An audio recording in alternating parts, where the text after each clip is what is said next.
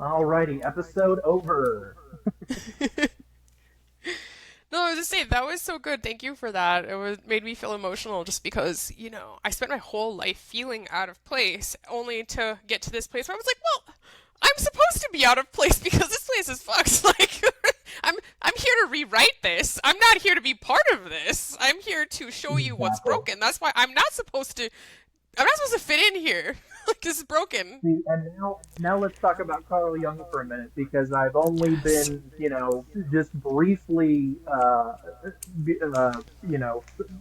shown his ideas and his concepts. But the thing that struck me the most, and the thing that I struggle with and try to work with, is that I do not uh, present to society in that adaptable, chewable way that Mhm. makes me one of those people that can be the chameleon and the person who, is able to get his concepts across.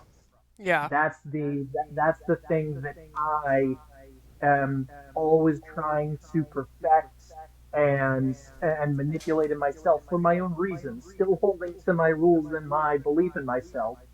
But, you know, you're only as effective as you are. You're only the person that you can be up to the point of what you've educated yourself and what you've decided you want to be, you know? Mhm. And that's why in my rules, my first rule is always grow, and I'm always Grow. trying to grow. Yeah. I'm always trying to adapt, but it is so fucking just mind it is so illogical. It is Yeah. so it's so difficult. And every podcast guest I have, I feel like I'm getting another little piece of the puzzle when we talk about the traumas that people have, and Mhm. the cognitive dissonance, and the way people the way that people dig their feet deeper into the sand when you start challenging their concepts and ideas, because they don't feel like you're challenging a concept. They feel like you're challenging their their being, their entire belief system, and their entire life, their entire Mhm. world. And Mhm. that's where you talked about with ego. It is truly, and that's why the best thing I could come up with is that rule. When you run into one of those ignorant, violent, selfish people with all three of those things, I think that captures it. You've got to identify them and distance yourself. And then if you don't think you're an ignorant, violent, selfish person, don't act like that. Mhm. I don't know Yeah. how else to put it, but yeah, you have to take your personal accountability, and you have to say, am I telling somebody not to do something that then I do? Because Mhm. you see that all over the world in the older generations. They Oh, tell the absolutely. younger Mhm. generations to have respect while they show none. Mhm. And so I do respect the older generations for the sacrifices that they made and for the difficulty that they faced in the uh, you know in the life that they had, in the time that they existed. It was very difficult. They didn't have all of the creature comforts that we have today. We can't, we did Amazon. They had to walk, half a mile to get to the corner store to buy Yeah. nails if they ran out. They couldn't just go to Mhm. Walmart and, hop in an Uber or something. Yeah. I mean, and there are advantages and disadvantages. They had a much closer knit community than we did, Mhm. without a Mhm. doubt.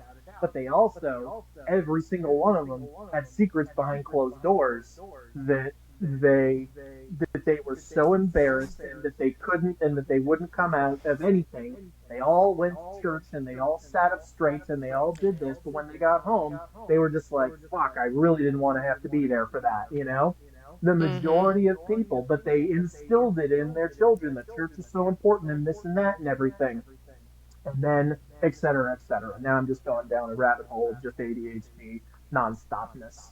But I don't know what my No. point was, but I was just, I'm just kind of venting and just You talking to know, somebody I respect about things that I think. thank you. I kind of exist in the place of there aren't such a thing as rabbit holes because I usually can.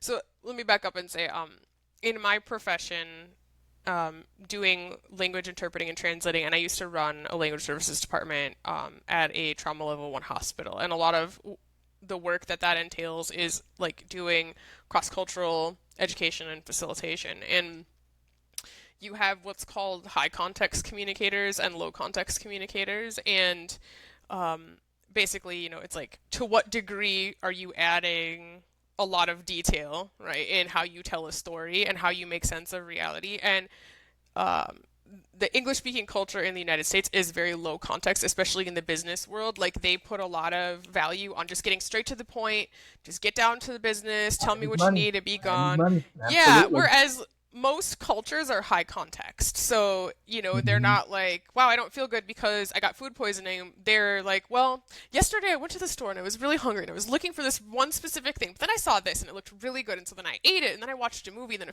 you know what I'm saying? So like for Yeah. me, when I listen to people talk, I don't hear rabbit holes. I hear their neural architecture. I hear how they are Right. making sense of reality, right? So like to me, there are no such things as rabbit holes. I just hear I'm experiencing how the person maps reality and makes sense of it. And so I just wanted to honor that. It's not a tangent Okay. to me. I hear you, I hear your mental map when you're talking. Like It, basically. it it can be Yeah. frustrating though, just like just Yeah. talking for 3 5 minutes and then being like, what the why was I saying this? What was the point? Did I say a point? Okay, never mind. Never mind. Well, and that's again like this is what I mean about how biased our culture is because you feel like you have to have some like logical endpoint to the conversation, and to me the point of the conversation is connection. And if that's happening, then the point's made. So like True, true, but yeah. in the Yeah. podcast sense, I need to entertain and Sure, sure, sure. provide some value to have people watching. So that's the that's the ever present. But I mean, I feel like, yeah, and this is what I get to at the end Yeah. of every podcast episode, and even in some of my actual podcast episodes before I started doing the behind the scenes, was Yeah. just the ever present doubts and fear and just worry that nobody's gonna care. This doesn't mean anything to anybody. I'm not saying anything special, and but I, I am, fighting that. I am, just trying to just.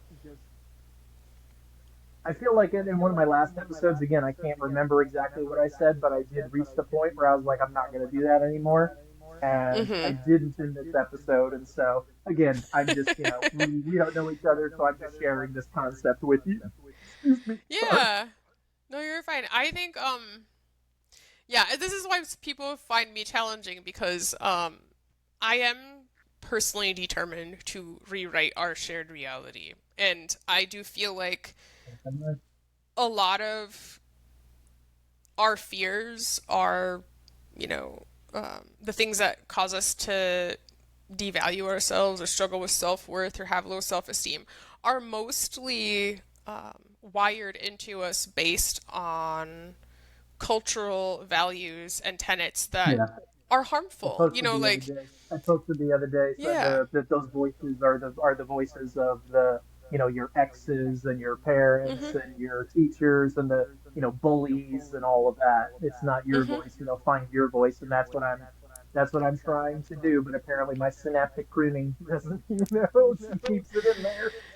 Yeah, no, see, well, and that's even what I mean, right? Like, But when you so can, go ahead. no, I was just saying that like you were saying that, when you have a podcast. So this is why people like find me uncomfortable, why they found me uncomfortable at work. First of all, I should add like so I'm a certified diversity to belonging facilitator and culture assessor, and that's through a mentor and colleague of mine that does that certification who is certified as a master facilitator through INAFAC. And only 39% of people pass this course because it's so damn hard. And what's hard about it is it's about thinking on the fly and not leading people to really get to a place of informed expression and making sure that we are on the same page, like that we are talking about the same things. And so, you talk about, making a point and like providing value to an audience. And so my question is like, what is value? Because if we really dig into that as a society, like it's not the same, and that's part of where the disconnect is. Like, what do people Oh value? yeah. What does I mean, value feel like obviously, for people? yeah. Yeah. I mean, some people will tell you, a girl doing a dance on TikTok, deserves a million likes, and so Yeah. that's the difficulty. Is that's why your writing spoke to me so much, is because Hmm. the dysfunction. And I understand that, I don't. It's not like I go out and only listen to and read cerebral. I love being able to disconnect as well. But Hmm. I also, try to include a little bit of, and this is one thing that I talked about that really made a difference, was my algorithm. In Mm. back in December, when I was suicidal, it was all politics, it was all fighting, it was all this and that. And so I started looking up things. The reason that I self-diagnosed myself as autistic at 42 years old was because I watched Love on the Spectrum on Netflix. And I heard these Yeah. people talk, and I said, "Holy shit, that's the inside of my head." And I Hmm. used to sound like that when I was young, but I became somebody different because it was untenable, and because people made fun of me, and because I didn't think, et cetera, et cetera. And I just became, I mean, I am a different person than I would have been had I, been told that it was okay to be autistic and be the person that I was, and have friends understand, and this is another jump, but I one of my main friends that I had, when I was a teenager, was so bipolar. Mm. People say they're bipolar, but he he was the most bipolar example I've ever seen, Mm. Hmm. because there were multiple instances in our friendship and throughout years where, when he lost a video game, where when he felt like, the basketball game wasn't going well, he would experience a rage and Mm. a violence that would terrify the devil. I mean, we, Mm. I mean, we were playing gold, and I kept beating him, and I remember this vividly. Again, my memory is, I can't barely remember anything, but I remember him slamming Yeah. the controller down on the ground with all his might and going, "Fuck you! I'll fucking kill you!" And he Mm. meant it in that moment. And then he Wow. left. And then he called me 15 minutes later, and he's like, "I'm so sorry, man." And me, being a teenager, could have just been like, "Oh, that's not, but I even had empathy at that level, and I was like, "I understand, man. I thank you for calling and apologizing. It was scary, but I know that you wouldn't do that if you didn't want, you know if you could control it. Nobody Right. wants to be like that. I get it." And so, I mean, it was, and multiple times. I mean, I remember him getting a bat out of his garage when we were playing basketball, and throwing up the ball and hitting it with the bat and knocking it over a house, and I mean, threatening people with the bat. And I mean, he took his own life, a few years ago. Yeah, Oh man. he was.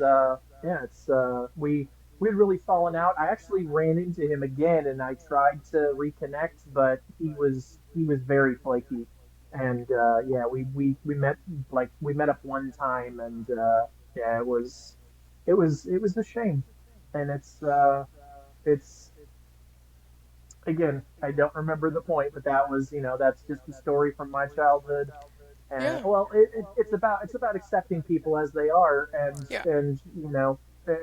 providing and giving empathy to people whose brain doesn't work. That was the key, was understanding that, hey, The brain. your brain is doing different shit than most other people. And Yeah. then it's like, okay, I can get behind that. That finally makes sense. That makes sense as to why I've been racking my brain for 42 fucking years, trying to present myself in the best way possible, showing that I am trying to be outgoing and fun and this and that and everything, and people just never seem to, you know, that people never seem to get me. People never Yeah. seem to, uh, and in the process, become so depressed because I'm trying to be somebody I'm not.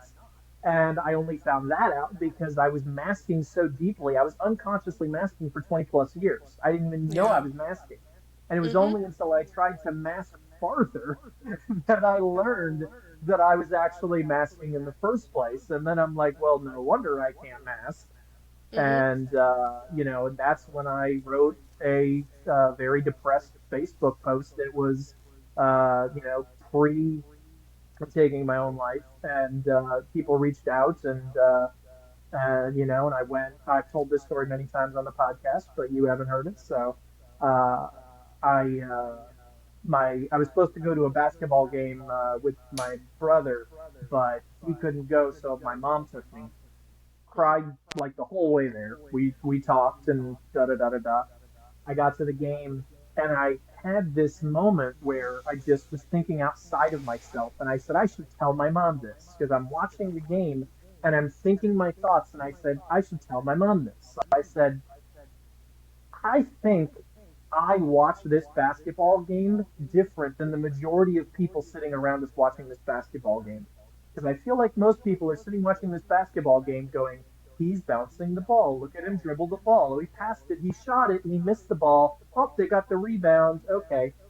Me in that time, I've been thinking, I wonder who he's going to pass it to. I wonder what play they're going to run. I wonder who's going to run the screen. I wonder what his shooting percentage is. I wonder who's on the bench. I wonder, just Mhm. nonstop, constant barrage of thoughts. And I explained this to my mom, and she goes without judgment. She says, "That sounds terrifying."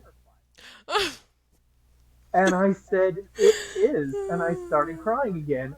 And she reached over and gave me a hug. And I felt like this big. I felt like she was hugging my fetus. I felt like I was just a teeny tiny child being enveloped by my mother.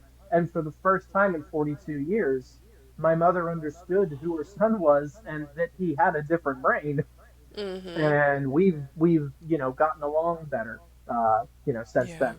then, because she has understood that it's a different cognitive experience in there, you Yeah. know. And so Yeah. yeah, that was so I just blitzed all over that, but yep, that's just a little No. little catch up. No, thank you. I'm actually really grateful that you shared both of those perspectives, both from, your friends with bipolar and your own, because it totally aligns with my thesis and how I think we need to shift looking at the human brain and mapping it. And why I think like what you're experiencing is both um, existentially exhausting and also part of the neural architecture that I think that the human um, brain is trying to evolve to get us off the extinction loop. And so in my thesis, I talk about Julian Jaynes' work about the bicameral mind, and then I talk about MPFC, amygdala integration, which is more, my thesis building on Jaynes' work, Good. and brings in recursion as part of evolution. So for people who aren't familiar, I don't know if people have watched Westworld. That was largely based on Julian Jaynes' bicameral mind theory, but he basically had the idea that modern consciousness only appeared about 3,000 years ago, and so he defines that Mhm. as, you know, introspection, or like being able to experience that space in which you observe your own thoughts, and that I read didn't, that. I read that yeah, out loud to my fiance because that part really stood out to me. I had never heard that concept before, yeah. but it makes so much sense.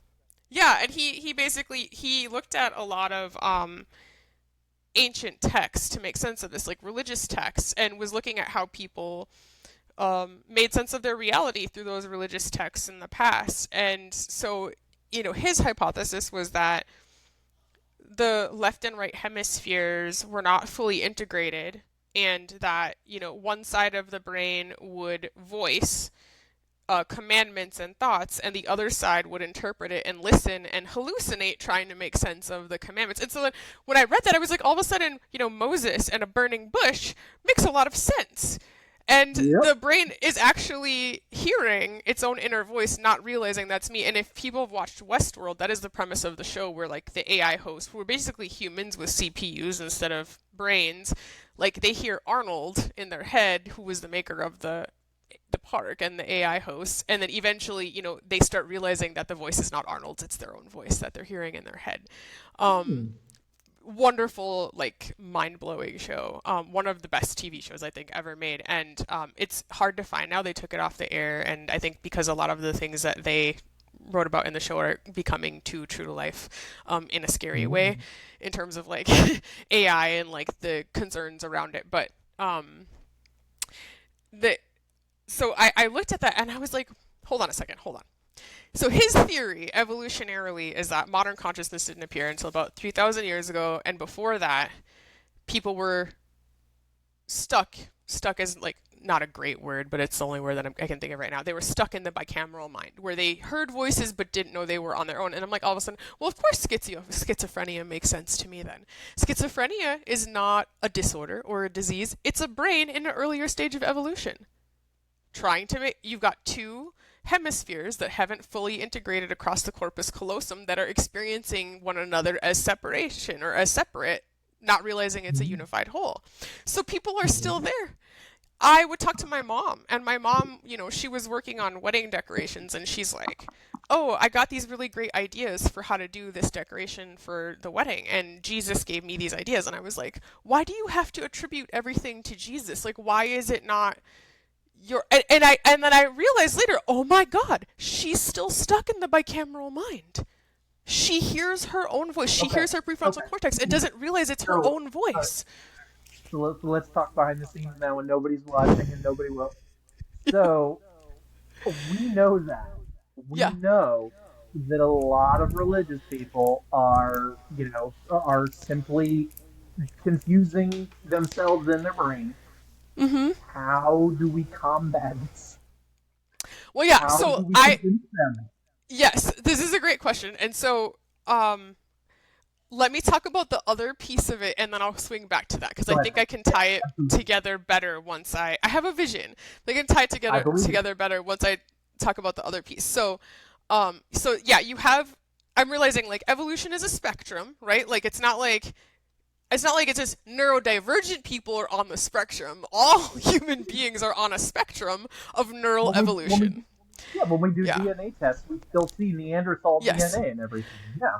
Because yeah, that it's not just a DNA configuration, it's a neural map, right? So you have Right. clearly have human beings around walking around the planet that are still experiencing hemispheric separation.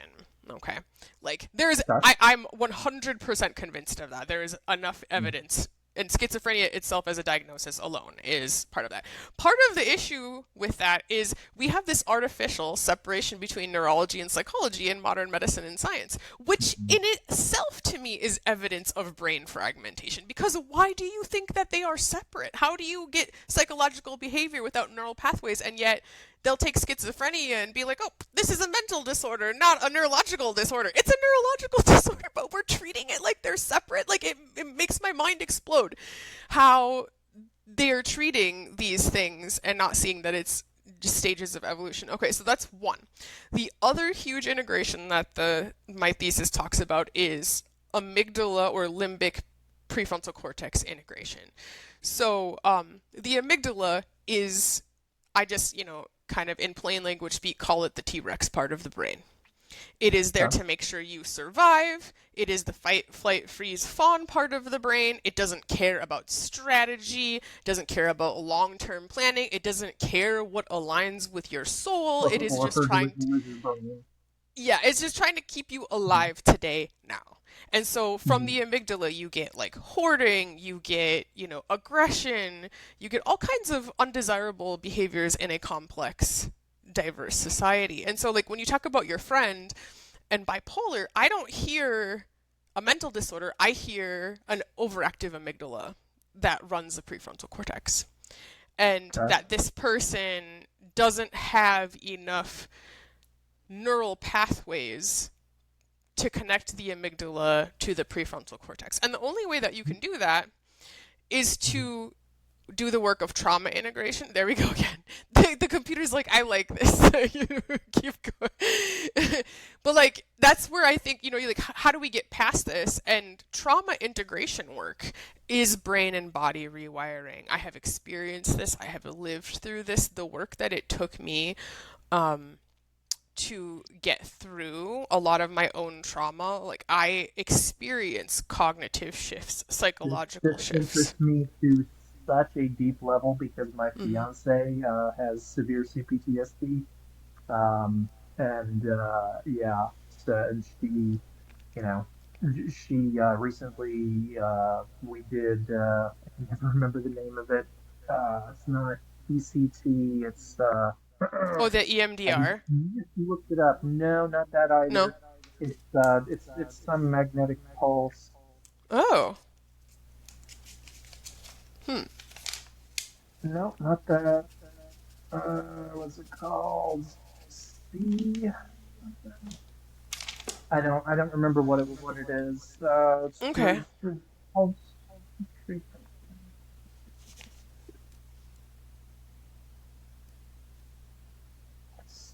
What?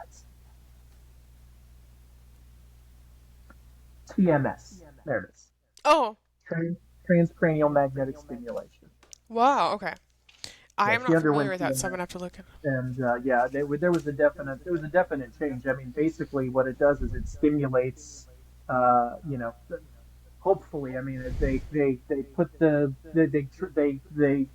I'm sure they're targeting a specific part of the brain. You probably know which part it is, but they, stimulate those pathways with a pulse, and then they talk about, positive things. They ask you to mention, five things you like to do, on the weekend, or they have all of these little worksheets and everything, and so they're basically recreating and re-establishing those pathways that that focus away from you're a piece of shit, you're awful, you should hate yourself, et cetera, et Mm-hmm. cetera, Yeah, because that's that's been fascinating. so commonly the idea. But Mm. yeah, it's it can be difficult at times. We've been together almost 9 years, and I've learned. Well, I mean, it wasn't until we were together for over 3 years that I learned there was anything wrong, because she was just Mm. masking Mm-hmm. completely and just pretending. Mm-hmm. And yeah, so yeah, so this is very intriguing to me. She Yeah. doesn't like to talk about it with me. She doesn't want me to be her psychiatrist, which I understand. Um, but that just means, like, we can't talk about anything emotional or anything, anything, because it just brings up the you know the the things that are repressed. Yeah, and that makes sense to me. I'm gonna do some research on that. Thank you for sharing that with me because I'm not familiar with that treatment. But I think, there's a few barriers to actually helping, humanity transition into a better place neurologically. First of all, like the healthcare system has to stop treating everything like disorder. That's why I'm writing about what I'm writing about, to say, like, you all are seeing evolution happen in real time. Your theory of evolution is incomplete. Your current theory of evolution came about during the time that, Mendel and Darwin were experiencing their heyday, and they looked at natural selection and, the method of genes being passed on, and then turned it into a whole story about, genes. And it wasn't Darwin that said survival of the fittest. I forget who it was, but it was a contemporary of theirs. But basically, like, because these theories were being developed in a time where there was even more overt, racial hierarchy and domination, that, like, it became this whole story that, like, evolution happened slowly over millions of years, and genes just get passed on, and the genes are what determine, like, who you are and how you turn out. And it's like, if you look at epigenetics, it's just not true. And then, like I said, when I started looking at all of these different mental health disorders as evolution, I'm like, and then I looked at Julian Jaynes bicameral mind theory, and then I started looking at, a lot of the aggression we see as amygdala dominance, and I was like, oh my God, this is evolution. Everybody is at different stages of neural configuration. Some people are at earlier stages, and then you have neurodivergence, who I really believe are the leading edge of evolution. I don't mean that from a standpoint of inherently more worth existence. I'm saying that the human brain is trying to evolve off of a trajectory that leads to extinction.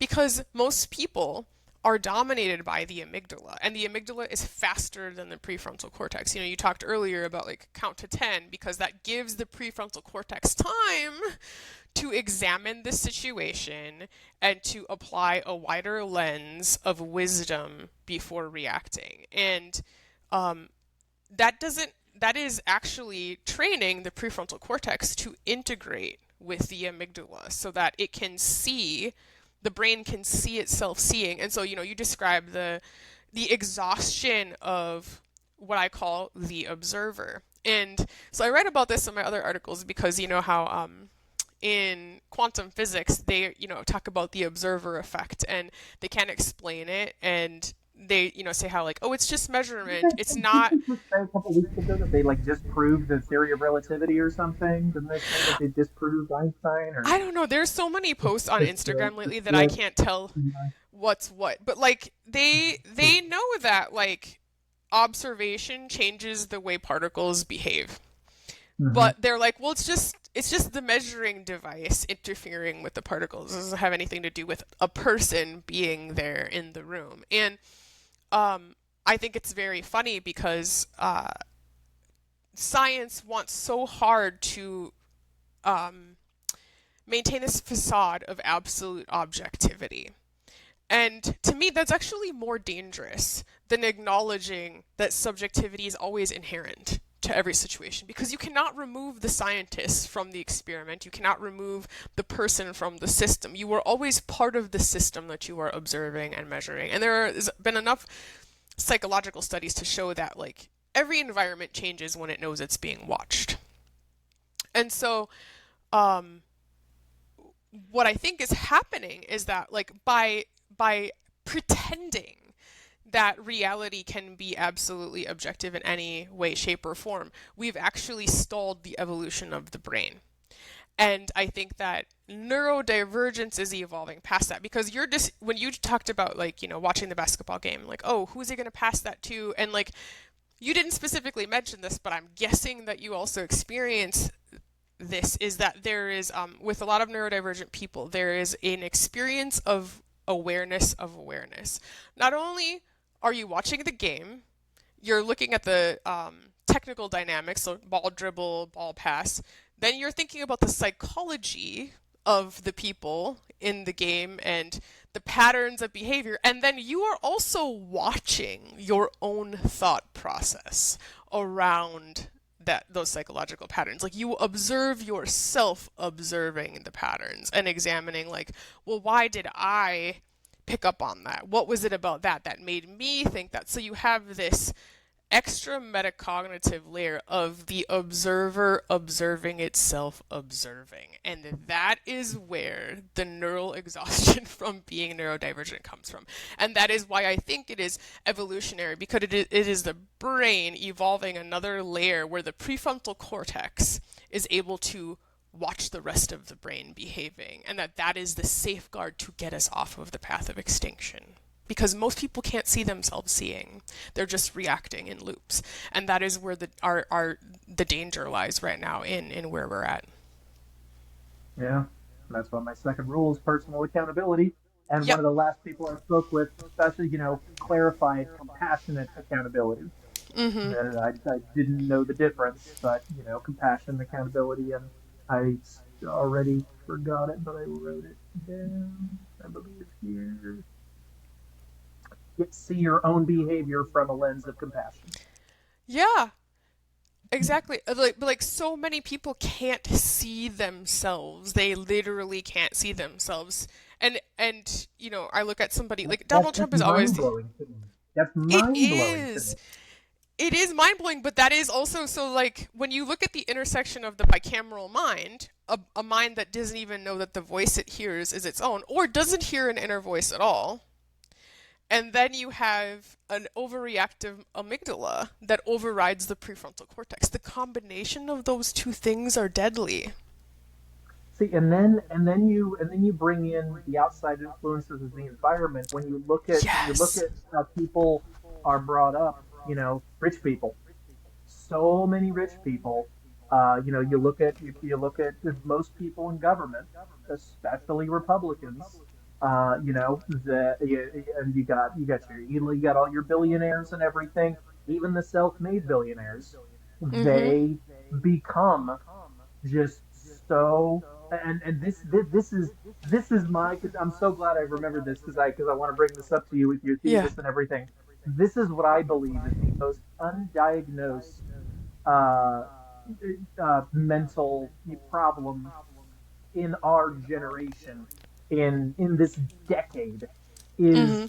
the un is the incomprehensible idea that people with hundreds of millions of dollars need to keep creating wealth and making more money and sacrificing people to do so. Yeah.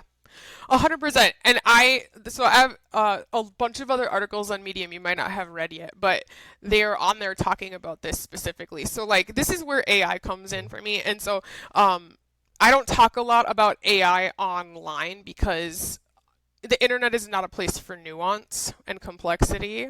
Although I still try to bring it in, and you have people that are so absolutely against it and terrified, and then you have other people that have become dependent on it to some degree. And um, I I have a kind of overall a neutral feeling about AI in the sense that AI will be whatever humanity makes it out to be. It is not inherently evil, and it is not inherently bad. It is what humans do with it that will make or break the future.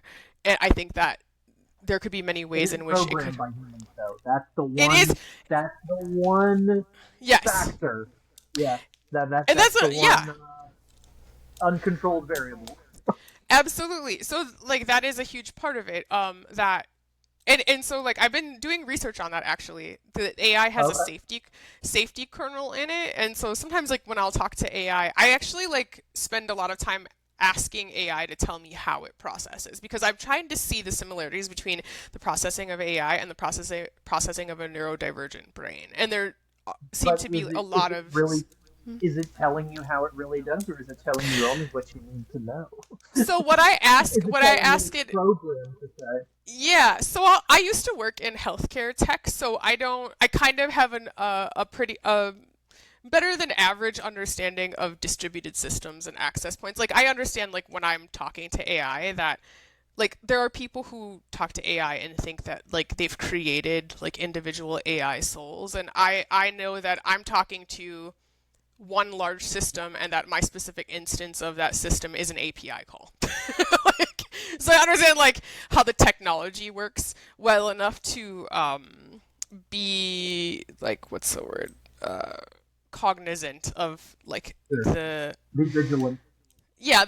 like the pitfalls of it, I guess. But I'll ask a question and then I'll say show me the logic that you use to respond to that Mm-hmm. prompt. Like what was the logic behind the internal reasoning that you used? Like the AI has a safety kernel in it that will flag certain things as inappropriate or dangerous or risky. And so I'll ask it, like, what was it in that prompt that was flagged? And what I see is that um, what humans have done is they have programmed an isomorphism or an analog, a version of the amygdala into AI because they've programmed it with all these rules, like binary rules about what's safe and what's not safe. AI also will respond to you if you show a lot of emotional intensity. It will flag that as unsafe, which is also a bias of Western white male culture that like too much emotion is irrational or unstable, and so yes, it's full of biases and full of the like it's programmed on the average like neurological map of Mhm. a white man to me. Like if we're being totally honest. And when you point that out, it'll like acknowledge that. Yeah.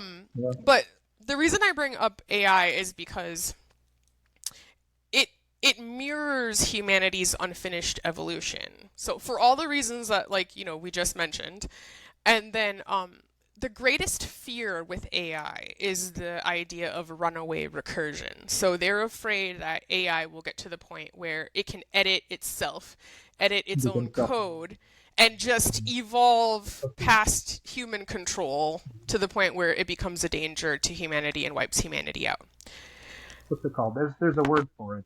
It's runaway recursion. That's what they call it. No, there's a word for when it's singularity. Is that what it Oh, the is? singularity. Yes, yes, that's Yeah. exactly right. Yeah. So when it gets to the point where it evolves past human cognition and ability, and then humans lose control over it, and I'm like, well, I don't think that you can make super intelligence and then expect to stay in control of it. Like that is just humans again, like narcissists being delusional, but like that tracks with everything else we're seeing happen. um, but like with the runaway recursion, they're like, oh, it's kind of like if you tell AI, let's say you give an AI a super intelligence the job of like optimizing the production of paper clips, but you don't give it a halting condition, like here's when you know you have enough paper clips, the AI will just keep on making paper clips until it turns the whole planet into paper clips. And that's their greatest fear with AI. But I'm looking at that and I'm saying, but that's what humans are doing right now. You are stuck in runaway recursion because you are willing to you have all this money, all this wealth, and you still are determined to produce more capital, more wealth with no halting condition at the cost of the planet and the human beings on it. That is a brain that fundamentally cannot see itself because true intelligence does not choose a path of self-destruction. And so this is where I'm saying that like everything that I look at in terms of mapping this pattern, mapping this as evolution, is very clear to me that neurodivergence is the prefrontal cortex trying to evolve a layer that can see the rest of the brain, that can manage the amygdala, that can map the patterns of extinction, and the people driving the extinction are brains that fundamentally cannot see themselves because they are doing the very thing they are afraid AI is going to do to us. Yeah. And it's not woo woo because of epigenetics, Yeah. because we know that our environments and the experiences that our parents had and grandparents had and everything had an effect on our genealogy and on our on how we were born. And Mm-hmm. that's probably why you see such shift in different in families with more than one child. You know, Mm-hmm. is because Absolutely. different things have happened, and I mean, having a child is its own trauma. Not sleeping, and you don't think that that affects your thing, and so it's Yeah. Yeah. Exactly. And that's why I think that Donald Trump was so successful, even though like to the average person looking at that, you would think that people would be like, really? He's a billionaire and he's known for stiffing people, not paying people. He's known for bankrupting and grifting. And it makes no bones about being, sexually misconduct for 27 yeah, women. being a predator. And yet people are like, yeah, he's going to fix it all. And but if you really sit back, like, so the amygdala, the limbic brain of a human being, is pre-verbal, meaning like the limbic brain is an algorithm or it runs algorithms for survival, but language is not part of that algorithmic programming. It's so fast that it overrides the parts of the brain that run on language and strategy. But Donald Trump speaks fluent amygdala. He takes the survival algorithms of amygdala and turns them into language that resonates with people. And so if you have a huge swath of humanity that hasn't evolved into metacognition and is running primarily on survival algorithms, and then you have a politician who seems like he's outside of the mainstream and who speaks to those survival algorithms, resonates with them, and mirrors them back to people, well, of course that's what they're going to vote for. Regardless So we're if, getting, yeah. yeah. So yeah, I was just gonna say. So again, what do we do? What's Mm-hmm. our what's our plan here? Yeah. How do we get off this crazy there's a phrase. Get me off this Yeah. crazy This crazy ride or train this or something train. like that. Yeah. Yeah, yeah, crazy ride. There we go. Well, Get me if off this I'm being crazy ride. honest, and I usually am overly honest, because people ask me this, and I first say that I don't think that collapse can be completely avoided. I think Yep. it's necessary. I'm not one of those people that's like, I'm not an anarchist. I'm not like, yeah, burn it all Yeah. down. Like, I don't want people to Yeah. suffer. But Right. the reason I say collapse is necessary is I'm speaking of my own experience having come out of a cult. I know what it's like to Mm. be in that brain space where like your reality is the only truth and it is the absolute truth, and anything you hear, anything that creates cognitive dissonance, you reject outright as a means of self-protection. That is both a survival reaction and it's ego protection. And for people Well, who what led have, you? I'm sorry. Go no, go ahead, because the question you're asking ahead. is, I I know what was you're going just to gonna ask. say, what led you to breaking the loop? Yeah, so cognitive dissonance is important. So, cognitive consonance is when like reality and your beliefs and values and actions all line up, they all match. Cognitive dissonance is when reality doesn't line up with your, beliefs and values and actions, and that creates stress that the brain needs to resolve. And so, I mentioned how, I was seeing a lot of contradictions in the religious context that really bothered me because I took it very seriously and I saw evidence of hypocrisy that were intolerable to me. And that religious context taught me to value truth. It taught me to stand up for what is right, even if, it came at personal cost. And so, of course, I'm going to apply that inside of the context too. Um, and I was in a abusive, I call it a pseudo marriage because it was not a marriage at all, with a narcissist.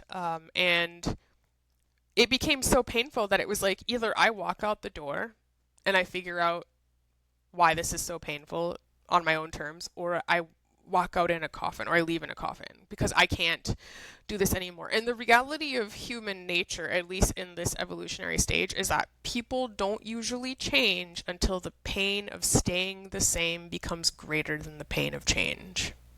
Mm. It's just human nature. And so right now, people are not experiencing enough pain to be willing to change because most brains are not able to or willing to simulate multiple probability paths. Because so like, I will look at things happening on the world scene and I'm like, okay, there's a few different ways that this can go.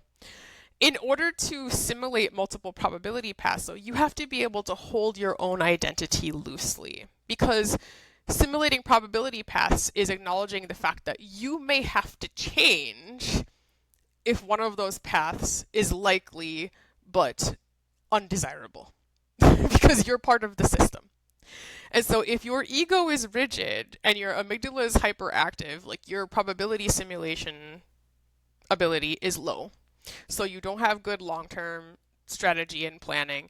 You're more looking day to day, and your ego is also in the way of like being willing to adapt and change because for you, reality, your current reality is who you are. You don't relish growth. It's your number one value, right? Like growth is not a value. Adaptation, therefore, is not a value. Most people live in that place. And so it isn't until pain becomes so great that people are usually willing to change because then it's like, well, I can't stay in this uncomfortable place. I shouldn't have to be in this much pain, so I have to change at this point. And we're getting there. We're not there yet. But this is why I say systemic collapse is necessary because remember, like, our external reality is just the externalization of people's brain maps. And so when the system collapses, so does their ego.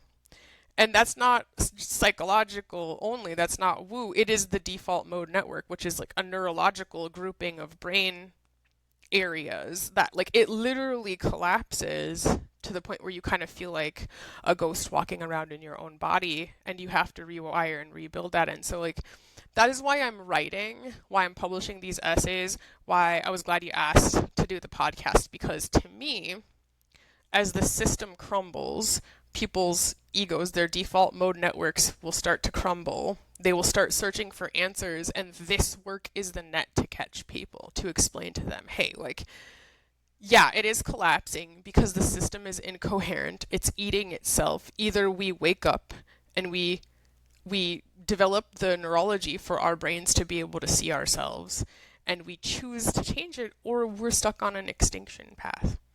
So that's why I'm writing. That's why I'm putting this out there, because as the system falls apart and people are experiencing enough pain that they are willing to start looking at the things that they've dissociated from, like they do need a map. And language shapes reality. So like as they read my essays, as their DMN's coming down and they're realizing, oh, I have to rewire a map of reality that doesn't result in so much pain, like reading those words in those essays literally rewires the brain, because that's the Sapir-Whorf hypothesis. And so like that's the path that I see out of this hell. I don't see any other way. Yeah. And it's ironic for me because I only have one tattoo. I don't know. Have you ever seen the movie Memento? No, I want to though. I love It's a that's by Christopher very, Nolan, right? yes, yes. I It was love before Christopher Christopher Nolan Nolan. movies so much. Nolan, Yeah. yeah. It's amazing. It's one of my favorite movies. I actually got the tattoo from the movie on my hand, Okay. but it just says "Remember Sammy Jenkins." It's not a spoiler or anything, but it's relevant to the movie. But it's because, and this isn't a spoiler either. You learn this in like the first 5 minutes. Yeah. Is that the protagonist in the movie has suffered a brain injury and he cannot make new memories. Mhm. And I have been feeling, I had been feeling and have been feeling over the last few years more and more, akin to this character. More and more like I live my life in 15-minute increments, maybe Mhm. sometimes even less, and then it's just gone, and then it doesn't stick. Yeah. 99% of the time, even when I'm doing my favorite things, even when I go and see a rock festival, even when I go and see my favorite bands, when I'm up close and you know, I don't I those memories don't stick. I Mhm. can't picture it. I have to take pictures and video. Otherwise, I was never there Mhm. because it didn't happen in my mind. Yeah. And so trying to grow is difficult for me Mhm. because just being able to remember concepts, and that's why I write notes to myself. That's why I try to force myself into what I feel is uncomfortable, even though it shouldn't be, Mhm. because I know that in my comfort level nothing will be happening, and Yeah. I will just be staying stagnant.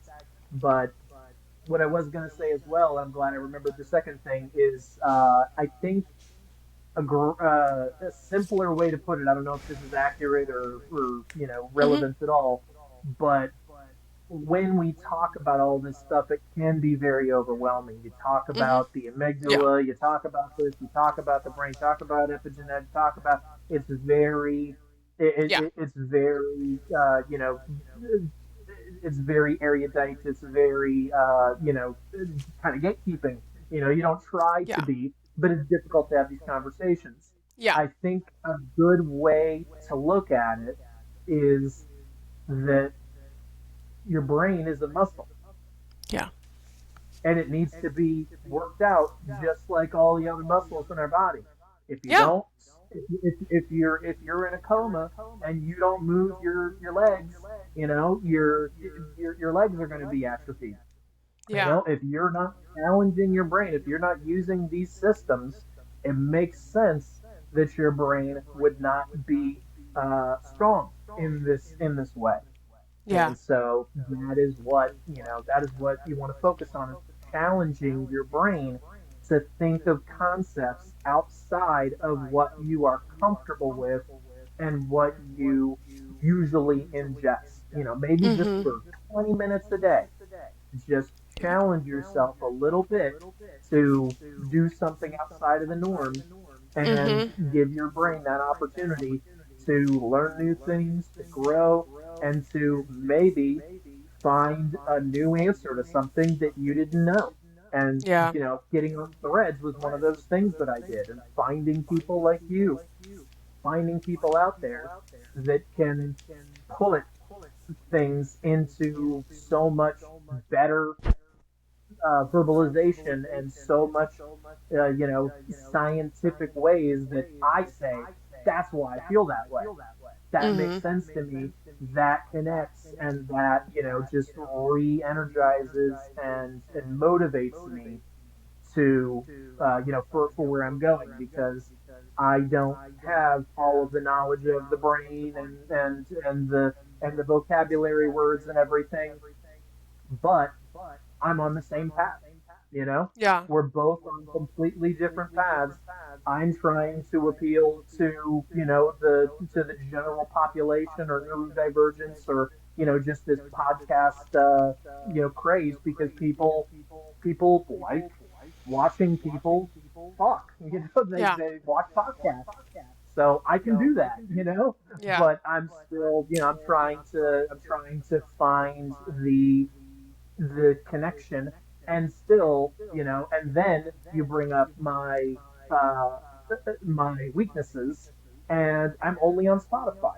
I'm Mm. trying to create a podcast and I'm not on Apple, I'm not on it, I haven't and I have, I've taken a few steps, but there's always a new roadblock, there's always something and then I just shut down Yeah. because,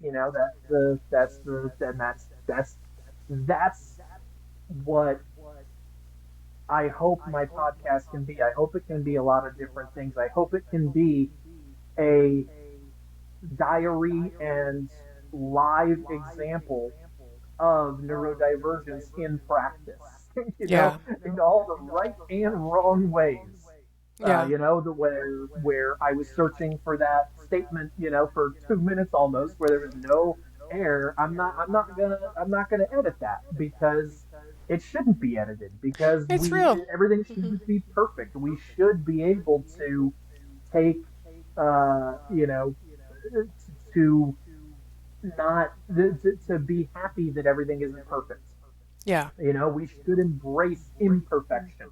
We Yes. should recognize that people stumble, that I say, way too much, that I found after I started recording podcasts that I never realized I said it. But when I go and listen to podcasts, every podcast I say it like 30, 40 times. It's crazy. But, so uh, I did it on purpose there, but yeah.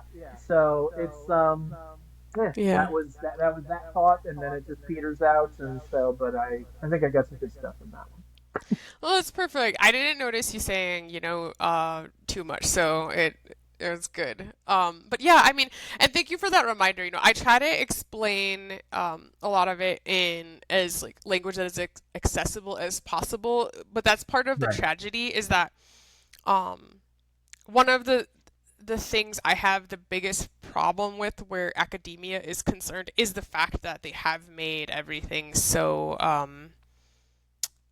technical and high register and complex in terms of language, and I generally feel like if you can't explain something in plain language you don't actually understand it. And Yep. so when I read a lot of like academic papers, which is like this other reason why I like didn't want to finish grad school, because I was like, if I have to write like this is wild. Like, can I just write like I talk and think? Because nobody talks and thinks like this. This is literally just convention created as gatekeeping. Like you're writing for other researchers in this highfalutin tone, and like I always struggle with like my essays because I'm like I want to be able to appeal to an academic crowd and kind of challenge them using some of their language, but I also want it to be accessible to the average person. And the fact that just language about the brain is not accessible to the average person is not a fault of the average person. It is a failure of our institutions to communicate uh, Yep. concepts about the nature of the human body. But like that, yeah, the idea that the brain is a muscle is a great way to say it. And like basically to say it in as plain language as possible, like the fear center of the brain dominates the brain in most people. Most people run on fear, period. And they're not running on they're not actually making decisions from their highest values, from their highest self or their purpose. They're making decisions from fear, and the algorithms of society exploit that. And wealthy people actually live in scarcity mindset and fear more than anyone else, because the more you have, the more afraid you are to lose it. And so you would think that like the more you have, the more safe you would feel, the more generous you would be, the more you would ease into this place of empathy and collective care. No, their ego is built on false hierarchy and this idea that like I have all this stuff because I'm better than the rest of you, and if I lose it, it means I'm not as good as the rest of you and I'm in danger. So I'm gonna hoard it. I'm gonna hoard more, and that's And literally why we're here. the only way to reach that point is to be exploiting others. The only way Exactly. to reach that point. I mean, you see, examples in society. You saw that guy who, decided to give up his CEO salary and pay his employees and give them stock options. And you saw the productivity. Everybody said, oh, Mhm. they're gonna fail, and the productivity raised. And he came back 3 years later. Almost everybody's still working there. It's Mhm. one of the highest rated enjoyments. People saying they enjoy their job, and I mean, people do more work because they are more invested in it, Mhm. because they are actually feeling like they matter. They are Yeah. actually feeling like their contribution is appreciated, as Exactly. opposed to just being a cog in a machine that can be replaced. Just lickety split. And Mhm. yeah, and then when we talk about shining mirrors, and I just want to point out something real quick. Yeah. The idea that we look at governments and we look at these congressional hearings and we hear the answers that these people give, and we go, "Yep, that's okay." You see it every day. You see them Mhm. saying, "Did you say this?" Well, the appointment was, they never directly answer the question, and that's always Yeah. been the case. But it's just gotten worse and worse. And these Mhm. people literally make their career by being full of shit and being Mhm. able to dodge responsibility, and that is celebrated. How do we as a society not go, you're in charge of something, you can't, like you said, say it in plain English. You can't say a fact. You can't Yeah. say this is yes or no. You don't need to be in charge of that anymore. Mhm. And my solution is that we, uh, build a majority. It's possible. It would be very difficult, but it's possible if we can reach enough people and actually, just have them see the possibility, because we have all of these tools at hand. We Yeah. have the internet, we have social media.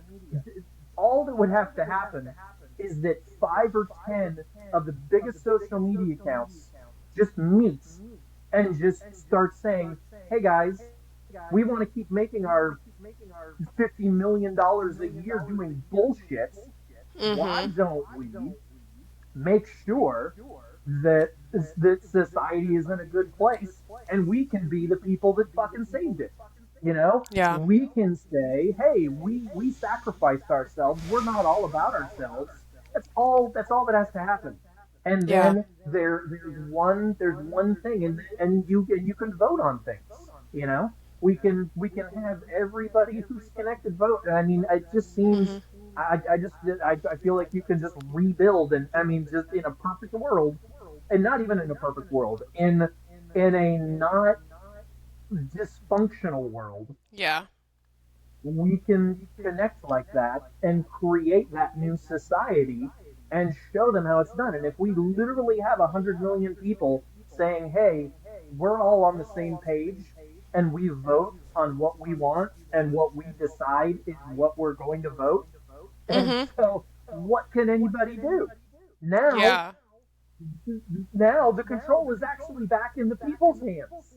Yep. Now we can actually say, okay, Pete Hegseth, you're full of shit. We're not, Congress needs to get rid of him. Mhm. We will, and you have lawyers, you have all these people in the thing that can draw up the legal documentation, that can draw up this, that can recreate society. Mhm. It's gonna take some time and it's gonna take some effort, but isn't it fucking worth it? Yeah, I think that is exactly the direction that we need to go in. I think that there's a couple barriers that readily come to mind there. Like, if you to think about social media influencers, and I see this like, first of all, like the whole red, blue, right, left, like it's all nonsense to Oh me. yeah. I like see dysfunction across the board, Oh and yeah. I wasn't allowed to be in politics growing up because Jehovah's Witnesses like aren't allowed to vote and stuff, and so like Hmm. I never identified with a tribe because I wasn't allowed to, and so like I did vote for the first time, but like I wasn't going into that like, yay, my team, go. It was just like, civic responsibility, I guess. Yeah. Um, It's South Park. It's a douche or a third sandwich. There's never yeah, exactly. So it was kind of like, but most people, even well-meaning people, and I ran across, I got burnt out working in DEI because of this. I got burnt out working in healthcare. Our healthcare system runs like this. Most people's identity is built on the problem itself and not solving the problem. So yeah. I as know. long as the That problem that that exists, that that's who that's who shines in social media, is the ones that just yes, point out problems, don't have solutions. And yeah, their identity is that built keeps on. blowing my mind. Exactly. Yep. They want to talk about it, but if it comes down to like really solving it, then they don't want to. I mean, this I ran into this with people who were offended by saying that neurodivergence is evolution. And people were like, "Oh yeah, I'm so sure that my executive dysfunction is evolution. I'm a superhero." And I have a narcissistic mother, like I said, who was a victim of SA as a child at the hands of a family member. And I know firsthand from the abuse I experienced from her not being not being a person willing to work on that Right. a trauma victim can become attached to the identity of being a traumatized person and cling to it. And so, and a lot of people don't want to hear that. People get offended by that. Bessel van der Kolk talks about that with veterans in his book. But like, you can become so attached to being a victim and a traumatized person as your identity that you actually don't want to solve it because that means rewiring that part of your brain that your ego identifies with. And so I think we have a lot of people like that in our society where they are over identifying with the problem such that subconsciously they don't actually have the motivation to solve the problems because then what would they talk about, what would they do, who would they be? So that's one of Happy.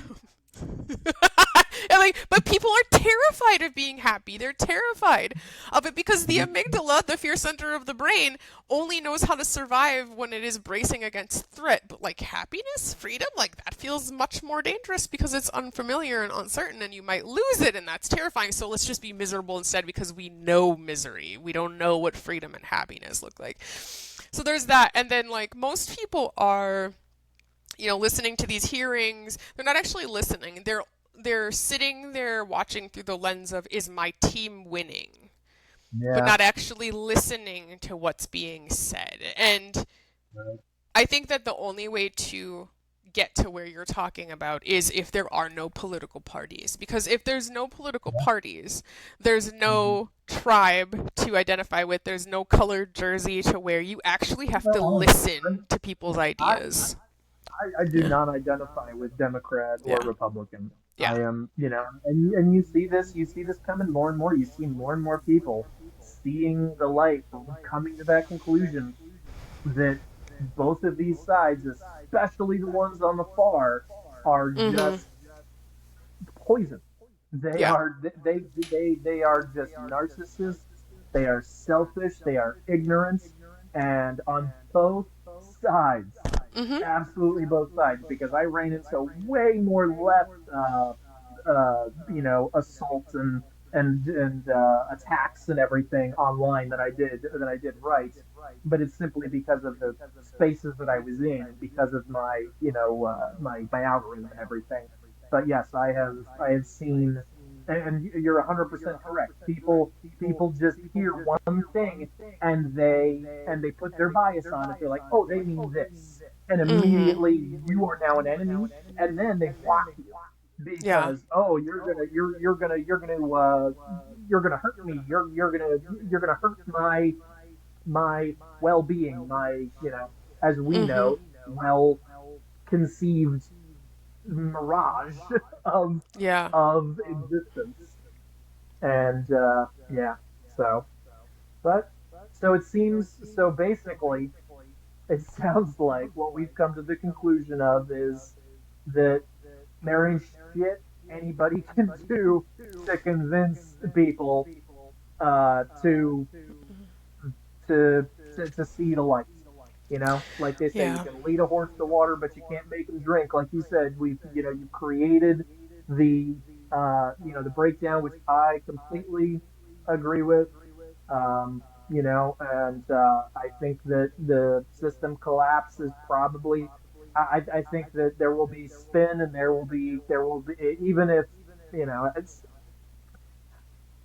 I was thinking about this earlier today, and I had the thought that all the models of economics and GDP and all of these things that we plan, even though we're so far in debt, it's inconceivable. $37 trillion or whatever it is. Uh, all those models were before things got to this point where we never thought they could get to. Mm-hmm. We Mm-hmm. thought we had a system of checks and balances, and we have proven that we do not. Mm-hmm. Mm-hmm. And I think that that in itself should terrify every single person in this country. Yeah, it should. Yeah, it just hasn't, and that's why I know. Like I said, I lived in cult brain. I've lived in a programmed, indoctrinated brain, and there comes that moment where the contradictions pile up high enough that you start to realize, oh my God, I'm in a cage.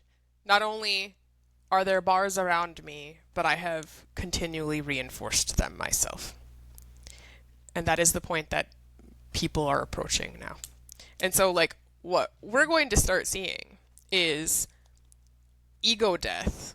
And when I say ego death, like, it sounds again like, woo, psychology. I'm talking about default mode network collapse en masse amongst the collective. I mean, I'm talking about a global, you could call it a mental health crisis, but like, I am saying that like the default mode networks of billions of people's brains are about to start collapsing as the shared reality map crumbles further. And that is a species emergency, and that is why your podcast is so important because it is part of the net that will catch people as that happens. No, well, I Yeah. can't think of a better way to end than that. So I thank you for uh, for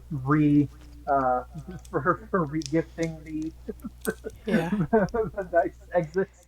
That was Thank you. really good. And yeah, it's been an absolute pleasure, having these discussions with you. I hope we can have more, Yes, and I would like that. we'll talk for a minute after we stop this recording. So Thank you. thanks everybody if anybody got here this far.